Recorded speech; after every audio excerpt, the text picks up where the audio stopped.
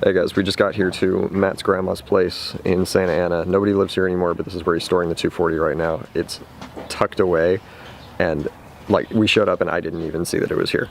We're here today so we can pop the RB20 head off so that we can take that back to the house and start working on RB20 assembly. And here we go, the S13 in all its glory. So we're not trying to be here long because it's super sketchy here, so I'm just basically gonna cut this video together. You feeling confident? Yeah, totally.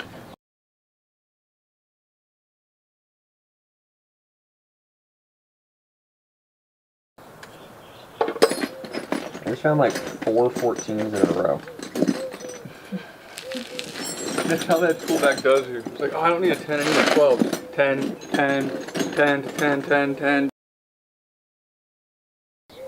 10, 10, 12. Oh my god. Yep. 12. Mm-hmm. I hate your tool bag, man. 12. Do you want real experience that schools will never teach you? Come to Dan's garage and help us fucking fix this goddamn shit.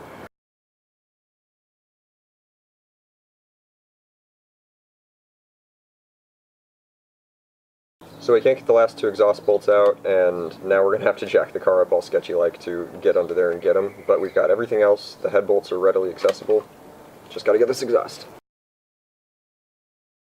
Yep. Alright guys, well that's a first.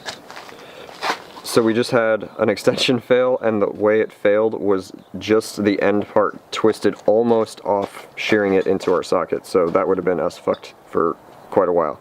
But look at the ball on this thing and how it warped. Hopefully you guys can see that right here. That's just crazy.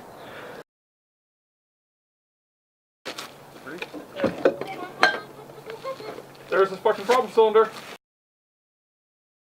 Alright guys, so we got the head off, and we found a couple things in the motor. One of the pistons completely broken.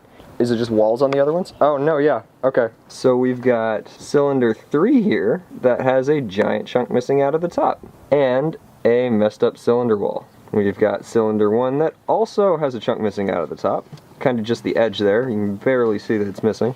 And basically a ruined cylinder wall on that one too. But that's bad. Yeah, but at least now we know the problem. Yeah. So luckily taking up the cylinder head was a great idea because we found out that the bottom end is screwed, so as long as we can go through the top end and it still looks fine, we should have a working RB20 pretty soon.